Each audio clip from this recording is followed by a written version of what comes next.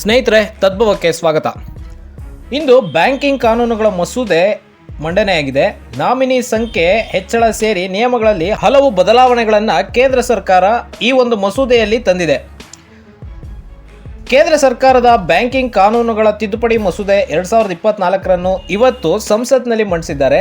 Bank ಖಾತೆಗೆ ಹೆಸರಿಸಬಹುದಾದ ನಾಮಿನಿಗಳ ಸಂಖ್ಯೆ ಹೆಚ್ಚಳ ಸೇರಿ ನಿಯಮಗಳಲ್ಲಿ ಹಲವು ರೀತಿಯ ಬದಲಾವಣೆಗಳನ್ನು ಮಾಡಲಾಗಿದೆ.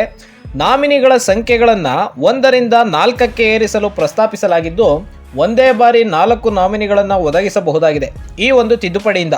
ಈ ಕ್ರಮವು ಠೇವಣಿದಾರರಿಗೆ ಮತ್ತು ಅವರ ಕಾನೂನು ಉತ್ತರಾಧಿಕಾರಿಗಳಿಗೆ ಹೆಚ್ಚಿನ ನಮ್ಯತೆ ಮತ್ತು ಅನುಕೂಲವನ್ನು ನೀಡುವ ಗುರಿ ಹೊಂದಿದೆ ಅಂತೇಳಿ ಹೇಳ್ತಾ ಇದ್ದಾರೆ.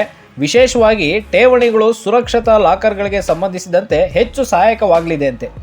ಮೊದಲ ನಾಮಿನಿ ಹಣವನ್ನು ಕ್ಲೈಮ್ ಮಾಡಲು ಲಭ್ಯವಿಲ್ಲದಿದ್ದರೆ ಎರಡನೇ ನಾಮಿನಿಯನ್ನು ಕರೆಯಲಾಗ್ತದೆ. ನಂತರ ಮೂರನೆಯವರು ಇತ್ಯಾದಿ. ಈ ತರ ಸೀರೀಸ್ ಅಲ್ಲಿ ನಾಮಿನಿಗಳು ವರ್ಕ್ ಆಗುತ್ತೆ. ಪ್ರಸ್ತುತ ಒಂದು ಬ್ಯಾಂಕ್ ಖಾತೆಗೆ ಒಬ್ಬರು ಮಾತ್ರ ನಾಮಿನಿ ಅಷ್ಟೇ ಹೆಸರಿಸಲು ಅವಕಾಶ ಇತ್ತು.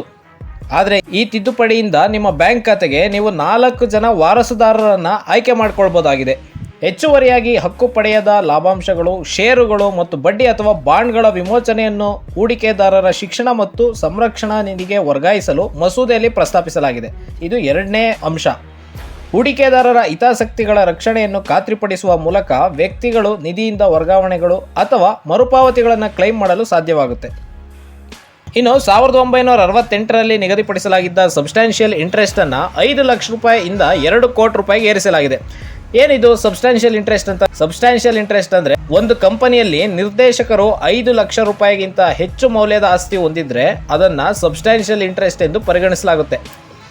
ಇಂಥವರಿಗೆ ಸಾಲ ಕೊಡಲು ಮಂಡಳಿ ಅನುಮೋದನೆ ಪಡೆಯಬೇಕಿರುವುದು ಸೇರಿದ ಕೆಲ ನಿರ್ಬಂಧಗಳಿವೆ. ಈಗ ತಿದ್ದುಪಡಿ ಮಸೂದೆಯಲ್ಲಿರುವ ಹೊಸ ನಿಯಮದ ಪ್ರಕಾರ ನಿರ್ದೇಶಕರದ್ದು ಸಬ್ಸ್ಟಾನ್ಷಿಯಲ್ ಇಂಟ್ರೆಸ್ಟ್ ಎಂದು ಪರಿಗಣಿತವಾಗಬೇಕಾಗಿದ್ದರೆ 2 ಕೋಟಿ ರೂಪಾಯಿ ಮೊತ್ತದ ಷೇರುದಾರಿಕೆ ಅಥವಾ ಮಾಲೀಕತ್ವ ಇರಬೇಕು. ಈ ಮಸೂದೆಯಲ್ಲಿ ಮತ್ತೊಂದು ಪ್ರಮುಖ ಬದಲಾವಣೆ ತರಲಾಗಿದ್ದೇನಪ್ಪ ಅಂದರೆ, ಬ್ಯಾಂಕ್ಗಳು ಭಾರತೀಯ ರಿಸರ್ವ್ ಬ್ಯಾಂಕ್ RBIಗೆ ಶಾಸನಬದ್ಧ ವರದಿಗಳನ್ನು ಸಲ್ಲಿಸಲು ವರದಿ ಮಾಡುವ ದಿನಾಂಕಗಳನ್ನು ಪರಿಷ್ಕರಣೆ ಮಾಡಲಾಗಿದೆ. ಬ್ಯಾಂಕುಗಳು ನಿಯಮಾವಳಿ ಅನುಸರಿಸಿರುವ ಬಗ್ಗೆ ಪ್ರಸ್ತುತ ಪ್ರತಿ ತಿಂಗಳ 2ನೇ ಮತ್ತು 4ನೇ ಶುಕ್ರವಾರಗಳಂದು ವರದಿ ಸಲ್ಲಿಸಬೇಕು. ಆದರೆ ತಿದ್ದುಪಡಿ ಮಾಡಲಾದ ನಿಯಮದ ಪ್ರಕಾರ ತಿಂಗಳ 15ನೇ ತಾರೀಕು ಮತ್ತು ಕೊನೆಯ ತಾರೀಕಿನಂದು ಈ ವರದಿ ಸಲ್ಲಿಕೆ ಮಾಡಬಹುದು. ಇದಿಷ್ಟು ಬ್ಯಾಂಕ್ ನಿಯಮಗಳಿಗೆ ಕೇಂದ್ರ ಸರ್ಕಾರದ ಹೊಸ ಮಸೂದೆಯಲ್ಲಿ ತಂದಿರುವ ತಿದ್ದುಪಡಿಗಳ ಒಂದಿಷ್ಟು ಮಾಹಿತಿ.